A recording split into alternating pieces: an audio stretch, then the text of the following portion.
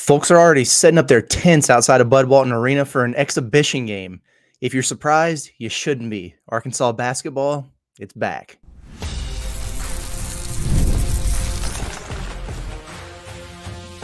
You are Locked On Razorbacks, your daily podcast on the Arkansas Razorbacks, part of the Locked On Podcast Network, your team every day.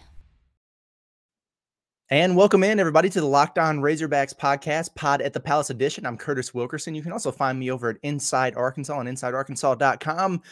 Friends, I've been waiting for this episode for a long time. We are finally previewing a basketball game in which John Calipari is going to coach your Arkansas Razorbacks. Frankly, who cares if it counts? It's hoops, man. It's the #1 team in the country coming to a Bud Walton Arena that has a slobber hog painted at midcourt. It's a first glimpse at John Calipari's first roster in what's really probably, if we really think about it, the most highly publicized season of Arkansas basketball since what? The turn of the century?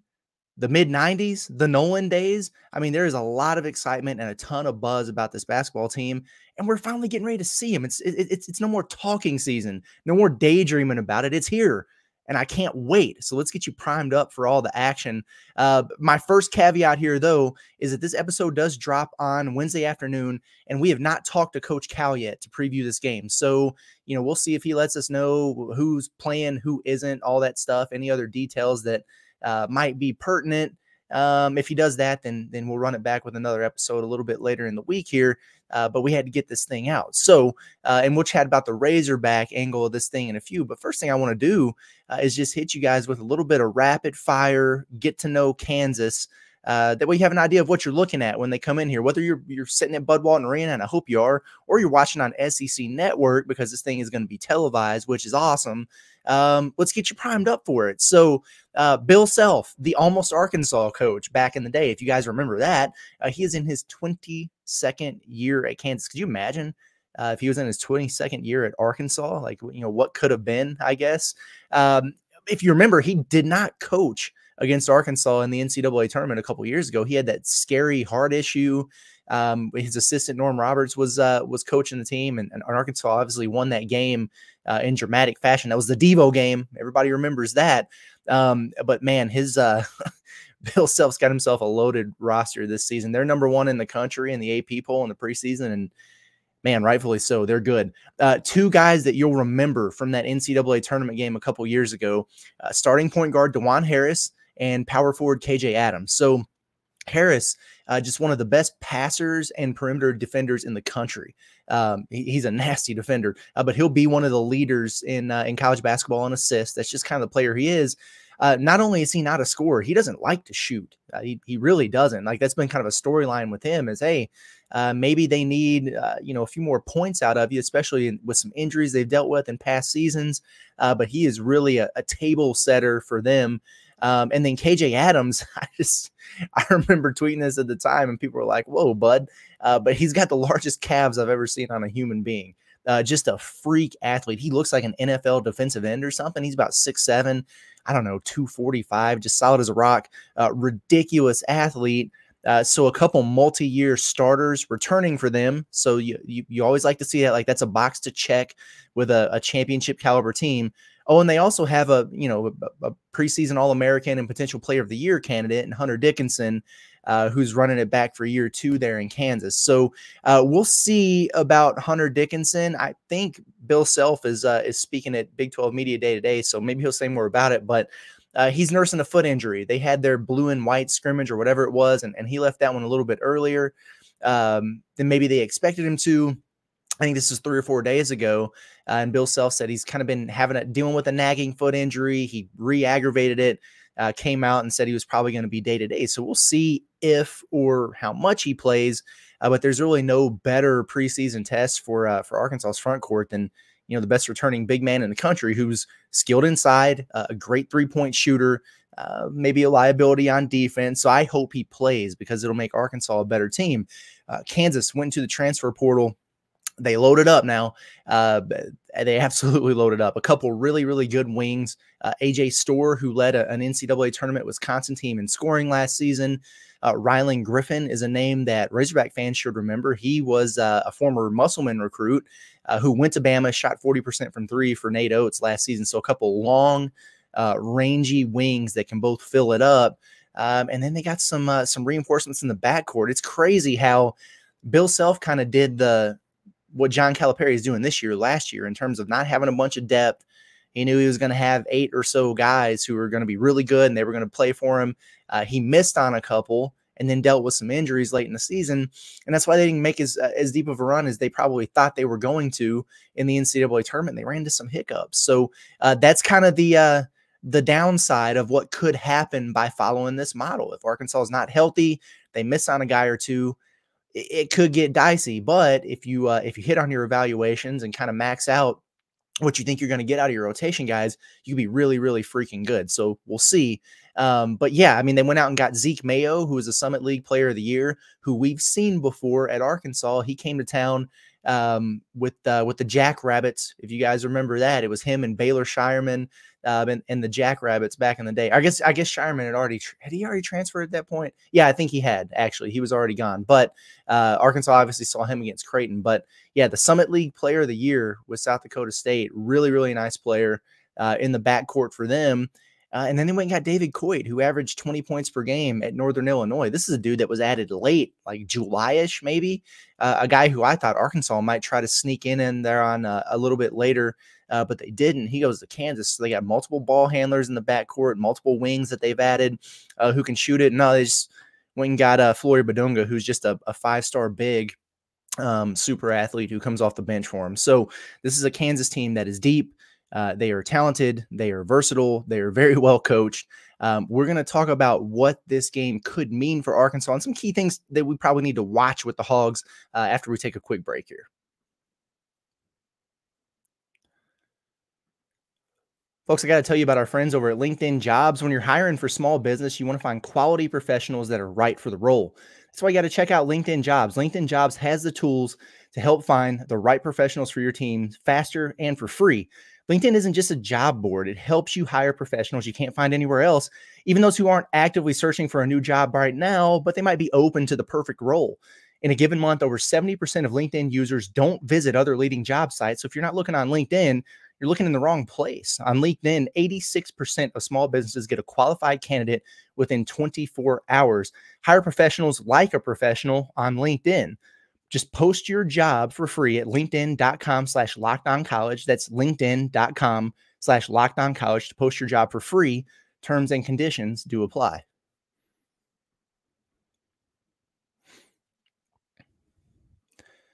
Razorback fans, I don't know about you, but I'm getting excited about this game this weekend against Mississippi State, a chance for Arkansas to right the ship and get back on the right side of things here.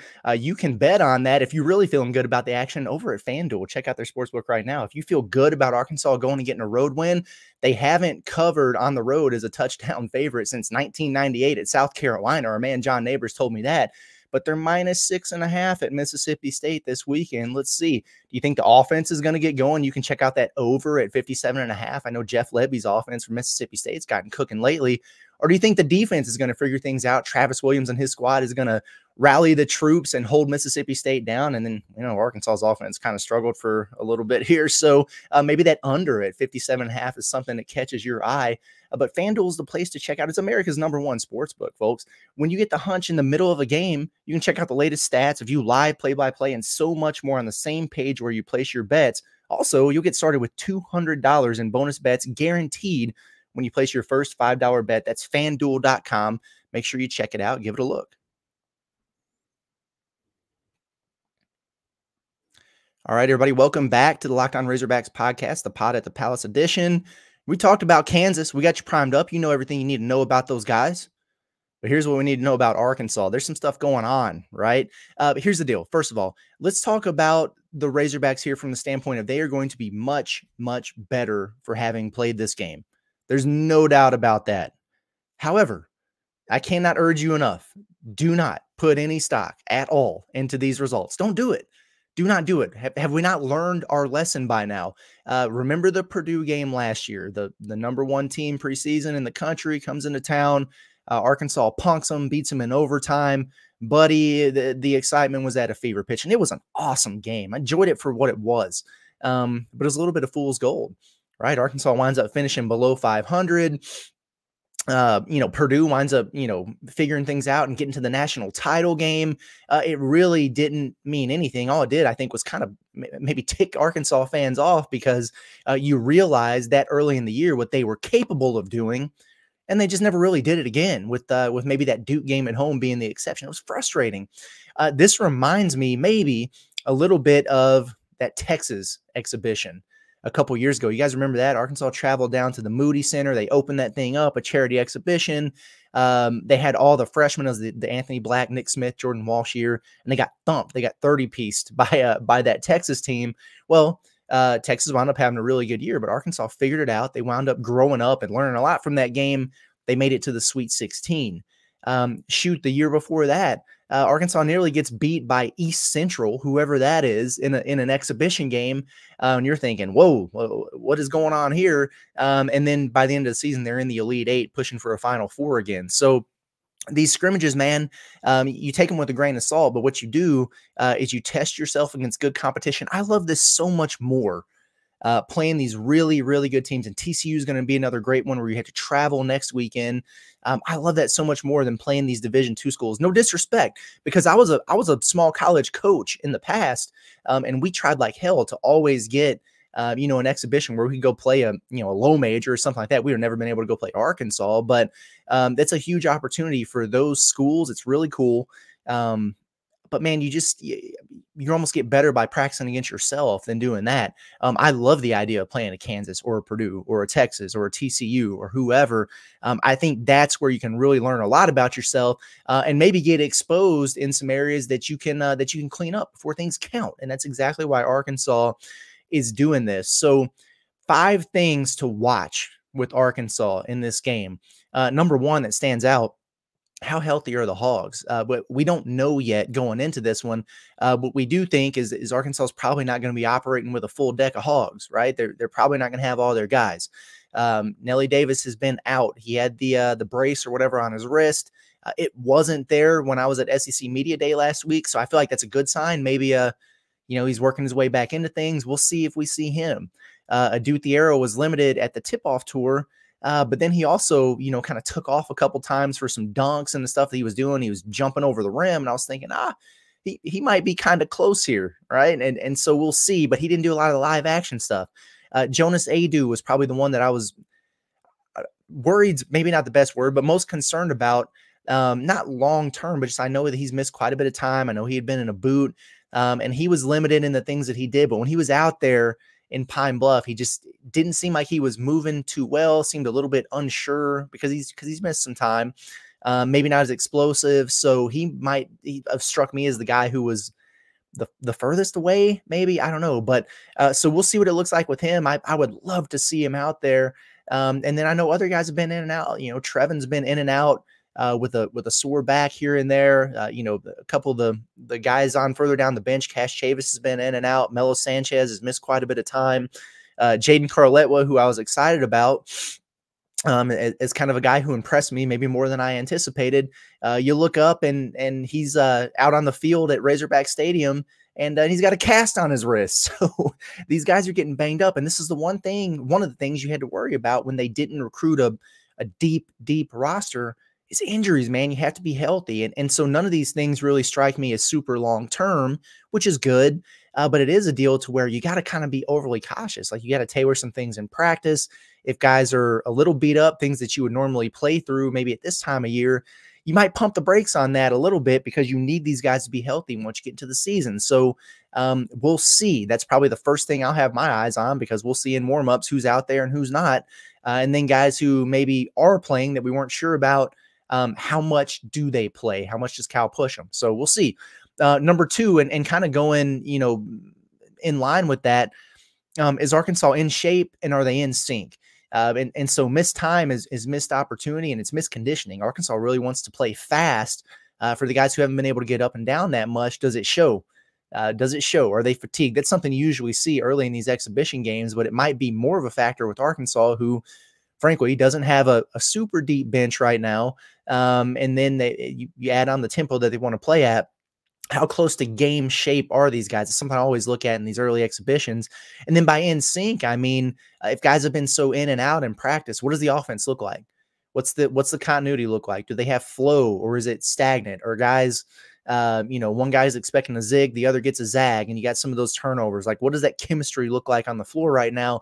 And that goes offensively and defensively in terms of rotations and help side and communication on that end. When you're playing a team with as many returners and veterans as you're going to see with Kansas, all those things really matter. So I'm going to be anxious to see what it looks like. If they're kind of all over the place, listen, no need to panic.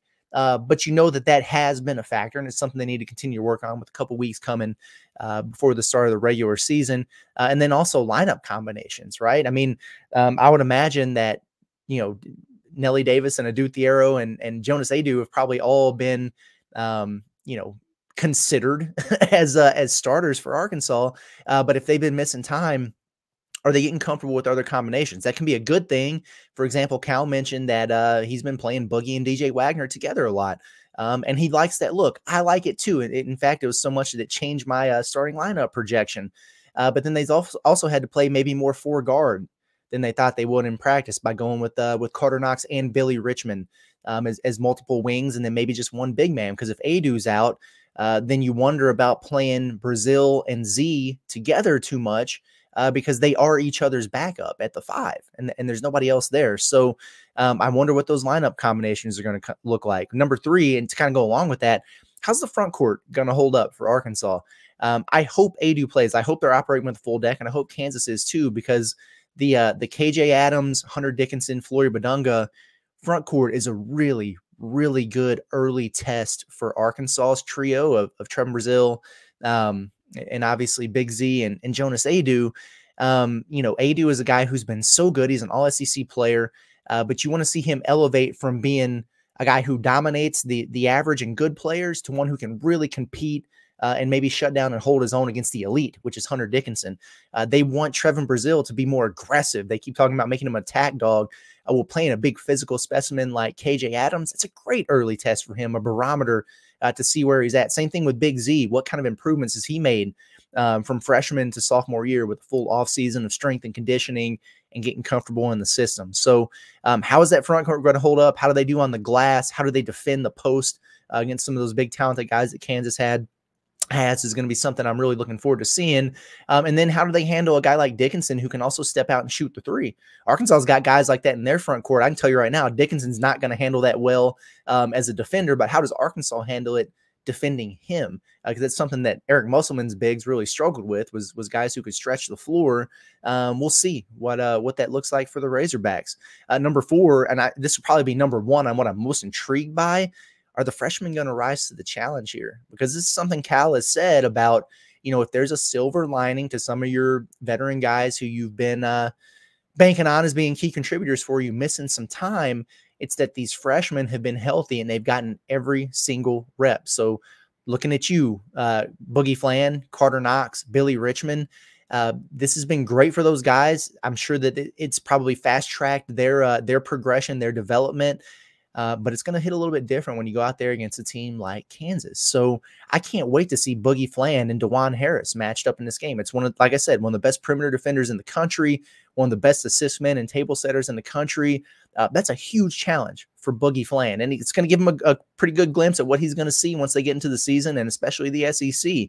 I talked about those big wings, AJ Storr, Rylan Griffin, a knockdown shooter. That's great competition for Karter Knox and Billy Richmond to see how do they hold up against those guys on that end of the floor. I'm really, really intrigued by seeing what these freshmen are able to do early. They're all really good. They're all composite 5 stars. You got a couple of McDonald's All-Americans in there.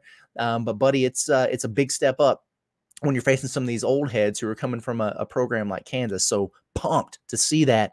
And then number 5, if there are going to be guys who are out, and we'll see who and how many that might be, are there any others who are ready to help if needed? Who are the guys you call on in emergencies there? I mentioned Jay Carletwa. I'm not sure that he's going to be available if he had a cast on his arm last week. So we'll see about that. Melo Sanchez, it stinks, man, because it's another guy who you thought might be able to help, but I know he's missed quite a bit of time. Don't know what his availability is going to look like. But maybe I'm looking at a Cash Chavis, who I've talked about before, but he was that late addition for Arkansas, kind of flew under the radar. But we're talking about an incoming freshman here, league guard, who I thought he didn't participate much in Pine Bluff at the tip-off tour, but he looks the part. Not that tall, maybe 6'6'1", but he might be 185 or so. Really strong, physical-looking frame, strong upper body, impressive-looking kid.